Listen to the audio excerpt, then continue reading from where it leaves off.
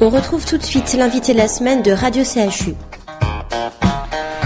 Radio CHU reçoit le professeur Bernard Mazoyer, professeur en radiologie à l'imagerie médicale du CHU de Bordeaux. Bonjour professeur. Bonjour. Professeur, vous êtes un ancien élève de l'école normale supérieure de Cachan. Vous êtes docteur en biomathématiques et en médecine. Vous avez effectué un stage postdoctoral à Berkeley, aux États-Unis, dans le domaine des nouvelles techniques d'imagerie médicale.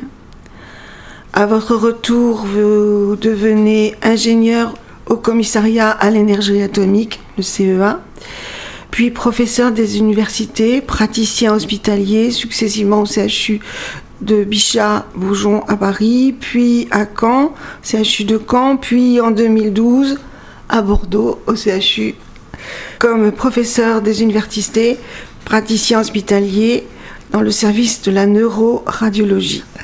Mais ce n'est qu'une simple présentation. Est-ce qu'on peut essayer de mieux vous connaître ? Oui, bien sûr. Merci de l'invitation d'abord. Il y a quelque chose qui manque dans votre présentation, c'est les dates. Parce qu'en fait, quand on écoute comme ça, c'est vrai que c'est un long parcours, ça fait un peu étudiant tardé par certains côtés. Non, mais vous allez les donner, je crois que c'est bien. Ça a commencé en fait en 72. Donc en fait j'étais élève professeur de mathématiques, c'est ma première vie.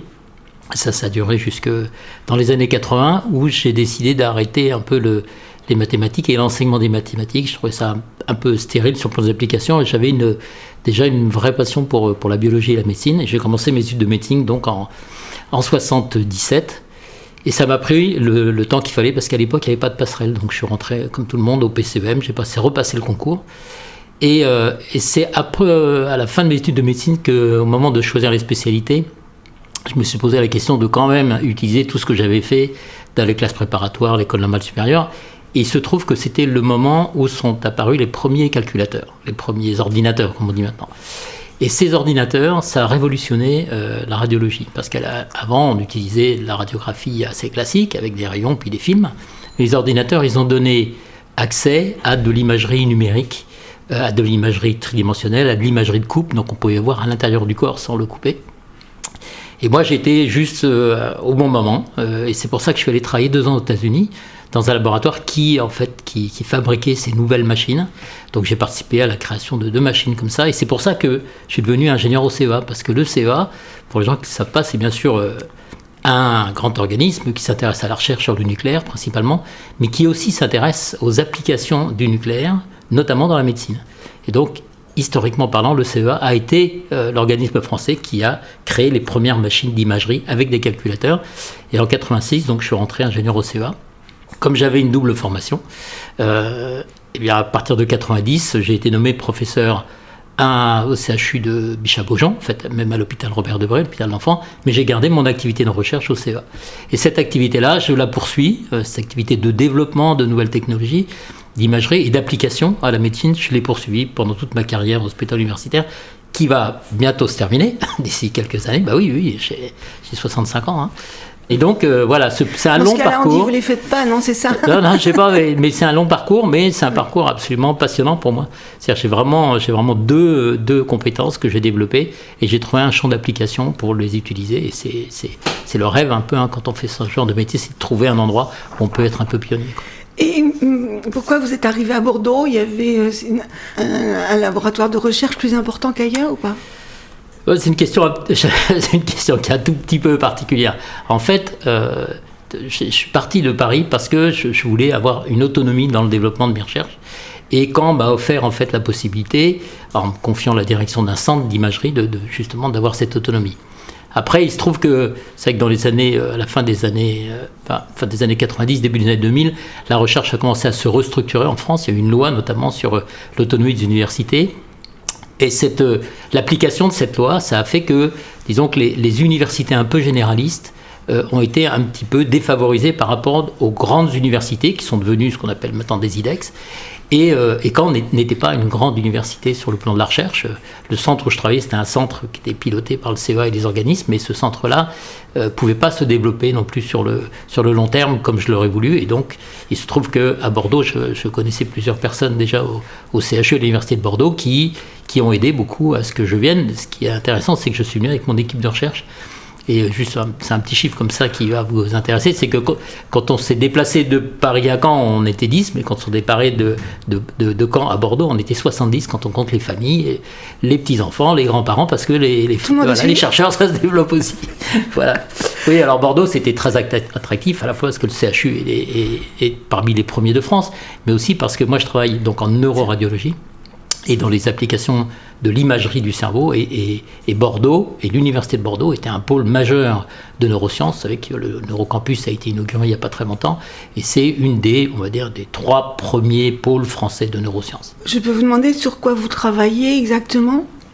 Alors, ça a beaucoup évolué, entre guillemets, en thématique dans ma carrière, mais je suis venu à Bordeaux spécifiquement pour développer une application de l'imagerie qui est un peu particulière, parce que c'est de l'imagerie qui sert ni au diagnostic, c'est pas fait pour, sur une personne, dire si elle a une anomalie dans son cerveau, c'est pas fait non plus pour évaluer une thérapeutique particulière, dire si avec tel médicament on arrive à résoudre tel problème médical, c'est de l'imagerie dont l'objectif est de faire de la prévention. Donc on appelle ça de l'imagerie en population, et la base de ce travail, c'est d'essayer de dire précocement si une personne va être à risque pour certaines maladies du cerveau, et notamment les maladies qui sont liées au vieillissement. Vous savez que un des grands problèmes des maladies neurologiques, c'est qu'en gros, c'est les diagnostiquer, mais on ne sait pas les traiter. Et souvent, on fait aussi le diagnostic très tard. Donc il y a un vrai intérêt sur le plan de la santé publique d'être capable de dire assez vite, dans une population de sujets, quels sont ceux qui sont à risque de développer une maladie, même s'ils sont absolument normaux au moment où on détecte, donc ce que nous on appelle ces biomarqueurs. Il se trouve que l'imagerie cérébrale moderne, elle est devenue extrêmement précise, et elle a le potentiel de révéler des anomalies qui, on va dire, n'ont pas ce qu'on appelle nous des conséquences cliniques, c'est-à-dire il n'y a pas encore de symptômes. Et mon travail particulièrement, donc qui est un travail qui se fait beaucoup en collaboration avec l'unité INSERM du centre de santé en population, qui est dirigé par le professeur Christophe Souriau, qui est mon beau-frère, qui est venu de Paris pendant que moi je venais de Caen pour développer ce projet. Et donc on a ce projet d'étudier chez des sujets relativement jeunes, là je parle d'étudiants, d'étudier, alors lui ce qui l'intéresse c'est la santé d'étudiants, et notamment les maladies qui sont spécifiques aux étudiants. Moi ce qui m'intéresse c'est de savoir si avec l'IRM, donc l'imagerie par résonance magnétique, je peux détecter chez certains étudiants certains signes dans leur cerveau qui vont permettre de dire qu'ils sont ou pas à risque pour développer plus tard une maladie d'Alzheimer, un accident vasculaire cérébral, une maladie de Parkinson. Oui, mais aujourd'hui, vous détectez des étudiants, mais vous ne saurez pas quand ils auront 60 ans. Oui, parce qu'en fait, si vous voulez, c'est bien ça la prévention, d'accord ? Donc en fait, ce projet d'aujourd'hui, qui est le projet chez les étudiants, il vient après toute une série de projets qu'on a mené avec Christophe Souriau depuis 1990, donc c'est du longue haleine, et on a étudié comme ça ce qu'on appelle nous des cohortes, c'est-à-dire c'est des ensembles de sujets qui sont parfaitement examinés, qui sont vus en IRM, dont on a aussi le patrimoine génétique, le mode de vie, on a aussi leurs antécédents médicaux et chirurgicaux, et on a étudié comme ça des cohortes de sujets de plus de 65 ans, plusieurs, hein. On a étudié aussi des cohortes de sujets moins âgés, et maintenant on étudie des cohortes de sujets jeunes. Évidemment, on ne va pas avoir le temps, enfin moi, d'étudier ces sujets-là jusqu'à ce que certains fassent une maladie. Par contre, ce qu'on peut faire, c'est croiser ces différentes bases de données, voir par exemple si des étudiants qui présentent tel type de lésions sur leur IRM et qui ont tel antécédents familiaux ou tel patrimoine génétique, quand on prend ce même patrimoine et ces mêmes antécédents familiaux chez les sujets âgés, et qu'on regarde si ces sujets-là ont la maladie, à ce moment-là, on peut établir un lien. Alors, c'est un lien statistique qui permet de dire ces sujets-là, oui, ils sont à risque plus tard de faire cette maladie, et surtout de quantifier ce risque. Après, ce qu'on fera de ce genre de résultats, c'est une question de prévention et de santé publique. C'est-à-dire comment est-ce qu'on peut prendre en charge plus précocement des gens qui sont parfaitement sains, mais qui ont un risque. Donc à ce moment-là, on rentre dans des interventions, ce qu'on appelle une stratégie d'intervention. On va proposer à des gens des entraînements spécifiques, physiques, intellectuels, etc. Professeur, je crois que vous travaillez avec votre épouse, Nathalie. Bon, vous avez dit une équipe, mais dans cette équipe, il y a votre épouse. Bon, il y a un beau-frère aussi. Comment ça se passe entre vous Bien, vous allez me dire, mais je veux dire... ça se passe. Si vous voulez, c'est une histoire qui date. Mon épouse est ingénieure au CEA, elle est directrice de recherche au CEA, je l'ai connue.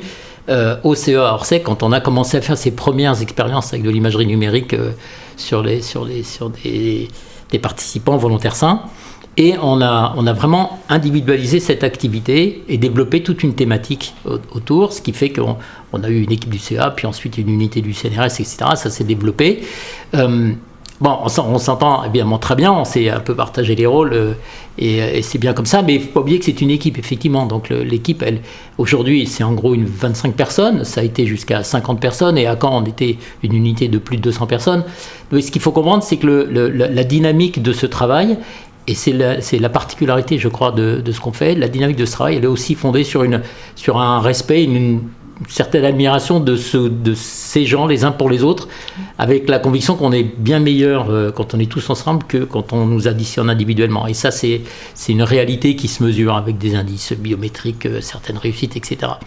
Il se trouve aussi que on a eu la chance d'être au bon moment, parce qu'il y a un facteur chance, et donc de démarrer une nouvelle activité avec des applications en neurosciences et en médecine, et que c'est très très motivant d'être comme ça, toujours sur la brèche, toujours à chercher des nouvelles idées, et ça aide aussi beaucoup à cimenter et à souder une équipe, et ce qui fait que cette équipe, donc il y a des gens comme Marc Joliot, Laurent Petit, Emmanuel Mellet, c'est des gens qui ont suivi, qui ont suivi au début, qui maintenant développent leur propre activité, mais le groupe reste quand même extrêmement soudé.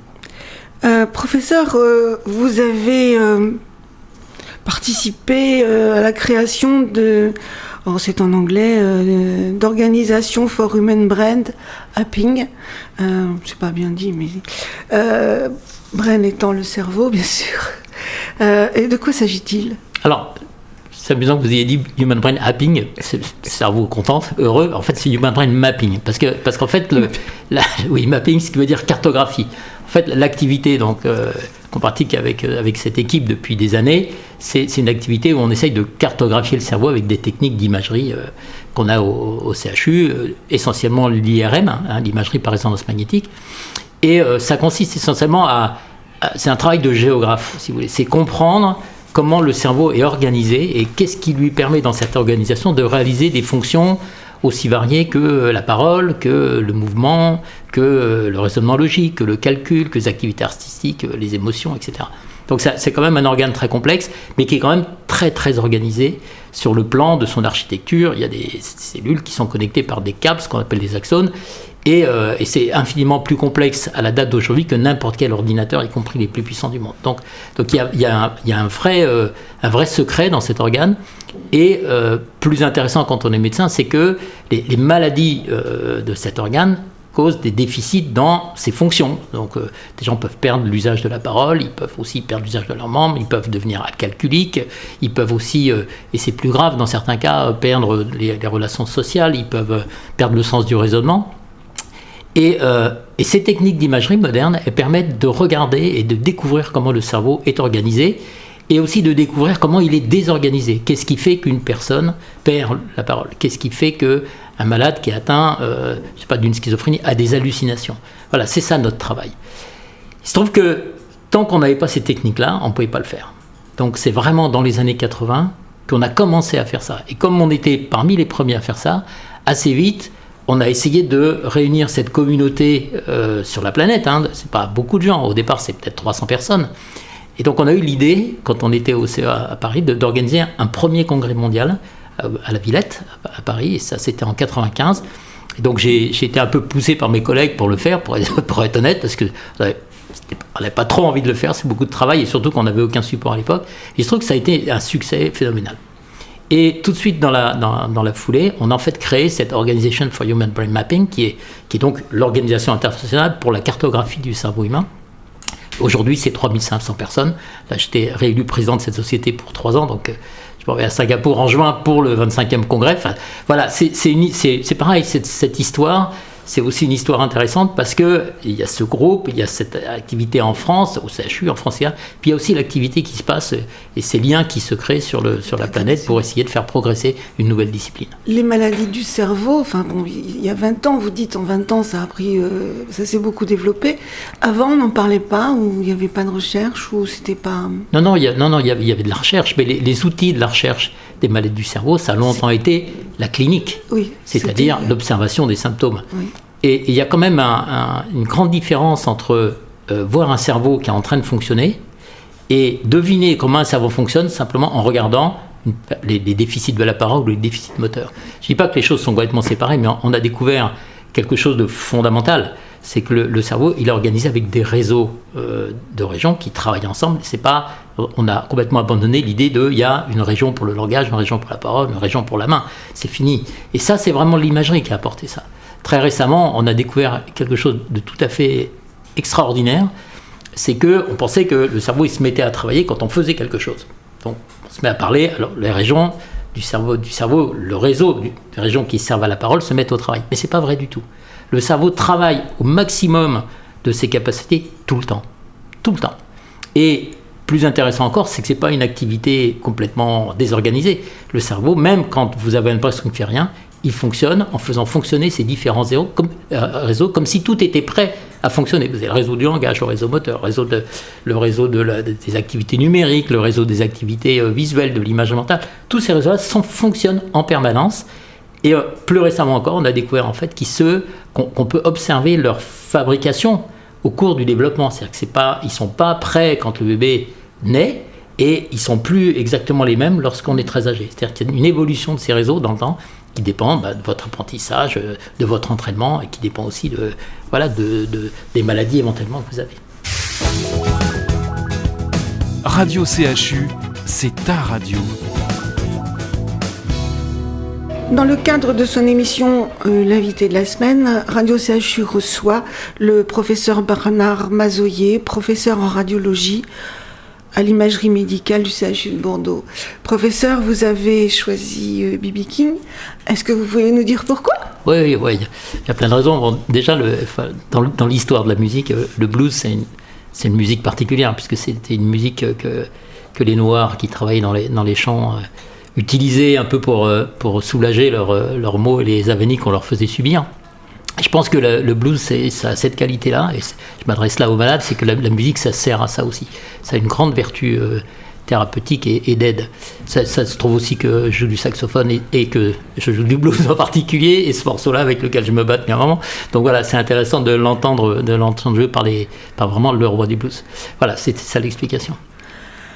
Alors justement, vous avez dit que vous jouez du saxophone. Je voulais vous demander comment vous avez trouvé la vie à Bordeaux. Est-ce que vous êtes arrivé en 2012 ? Bordeaux était déjà beau, rénové, peut-être en plein travaux aussi, non ? Oui, j'ai l'impression que c'était en plein travaux, parce que quand j'ai commencé à prendre des contacts ici, que je suis venu un petit peu régulièrement, c'était toujours en travaux, en particulier le cours de la Marne qui venait de la gare, parce que c'était les travaux autour de la gare. Non, la ville est magnifique.